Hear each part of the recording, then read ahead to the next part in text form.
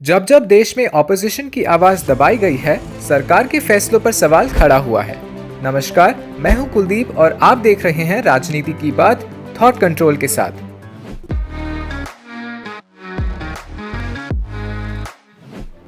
आपने सुना ही होगा, संसद का मॉनसून सत्र चल रहा है और एक आम नागरिक के तौर पर आपको उम्मीद होगी कि आपकी सरकार बड़े मुद्दों पर काम कर रही होगी।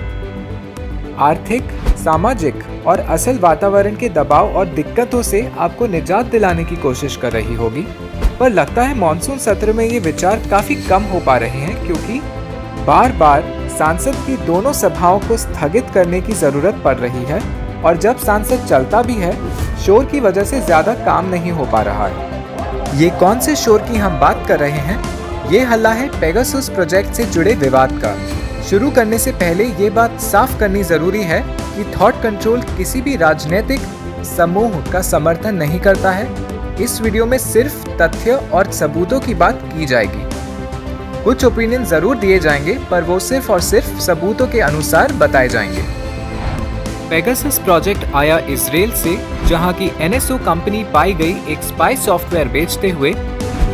ये एक बहुत ही हाई लेवल और महंगा जीरो क्लिक अटैक सॉफ्टवेयर है, जिसमें एक लिंक तक पर क्लिक करने की जरूरत नहीं है। वो आपके फोन की घंटी बनाएंगे और आपका सारा डेटा उनके हवाले। पर इस बात पर आपको डरने की जरूरत नहीं है, क्योंकि NSO का कहना है कि यह सॉफ्टवेयर इजरायली सरकार की मंजूरी के साथ सिर्फ अप्रूव्ड गवर्नमेंट्स को बेचा गया। और आखिर इतना महंगा सॉफ्टवेयर शर्मा जी की गुड मॉर्निंग तस्वीरों को चुराने के लिए कौन सरकार लगाएगी? फोन नंबर्स की लिस्ट आई तो पता चला कि इसमें भारत के कई ऑपोजिशन नेताओं, पत्रकारों, मिनिस्टर्स और एक सुप्रीम कोर्ट के जज साहब का भी नाम था। हाँ, एक सुप्रीम कोर्ट के जज पर भी निगरानी रखे जाने के बावजूद इस पर ज्यादा चर्चा और विवाद नहीं ही रहा है। जानते हैं क्यों? इस जासूसी के दोषी सिर्फ दो हो सकते हैं, क्योंकि ये सॉफ्टवेयर सिर्फ सरकारों को बेचा गया, जिसका मतलब हो सकता है कि कोई इंटरनेशनल सरकार ने हमें और हमारी इंटेलिजेंस एजेंसीज को पछड़ा है। और ऐसे वक्त तो भारी चिंता प्लानिंग और इंटेलिजेंस एजेंसीज की जवाबदारी बननी चाहिए, जो कहीं नजर ही नहीं आ रही है। नहीं तो ये जासूसी हमारी अपनी सरकार ने कराया है, जिस थ्योरी को भारी सपोर्ट मिल रहा है, क्योंकि लिस्ट में ज्यादातर नाम उनके हैं जिनका काम सरकार से जवाब मांगना है। अब अगर नेताजी की मनमर्जी पर जासूसी हुई तो काफी सवाल उठते हैं कि किया किसने, परमिशन किसने दी और इतने महंगे ऑपरेशन के लिए फंड्स कहां से आए।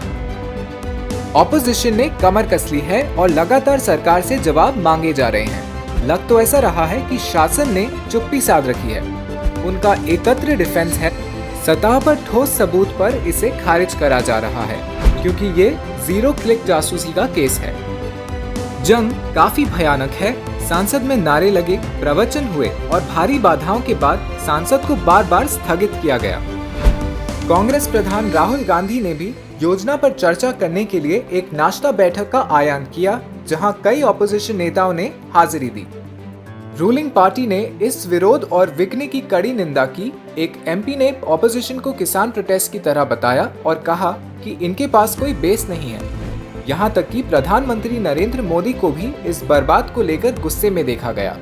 शोरगुल के बावजूद सत्र को चलाने की कोशिश हुई, पर ज्यादा काम न हो पाया। इस हंगामे के बीच किसान आंदोलन के प्रस्ताव को लेकर भी विरोध किया गया। ये तो सबसे निष्पक्ष लोग भी मानेंगे कि सुप्रीम कोर्ट के आने के बाद भी एक इतने बड़े अंतरराष्ट्रीय केस पर बात और जवाबदारी नहीं दी जा रही है। इस पूरे मसाले में कुछ तो गड़बड़ है दया। इन सब के अलावा सांसद में बात हुई साइबर क्राइम और इंटर बॉर्डर तस्करी की। भारत के ओलंपिक नायकों का भी सम्मान हुआ। सुरक्षा और फाइनेंस से रिलेटेड बिल्स में अमेंडमेंट का भी सुझाव प्रकट किया गया।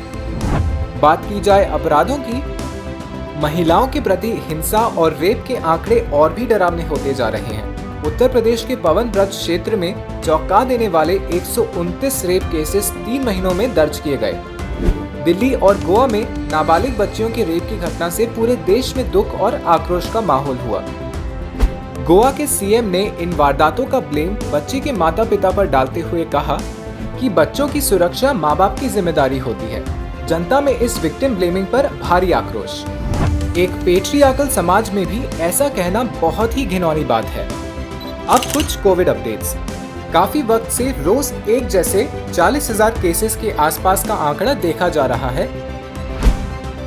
थर्ड वेव का अनुमान लगाया हुआ महीना आ चुका है और जनता में काफी डर का माहौल है। कोविड अप्रोप्रिएट बिहेवियर का प्रमोशन जारी है, पर पर्यटन पर कोई रोक नहीं देखी जा रही है।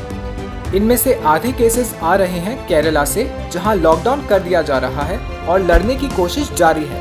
पर गौर करने वाली बात यह है कि कुछ ही वक्त पहले हम केरला मॉडल से खुशी मना रहे थे और इसे बाकी स्टेट्स में इम्प्लीमेंट करने की बात चल रही थी, पर ठोस ब्लेम किसी पर नहीं लगाया जा सकता है। उम्मीद है आपको ये वीडियो पसंद आई। सतर्क रहें, सुरक्षित रहें और सावधान इंडिया से वक्त निकाल के हमारा शो जरूर देखें।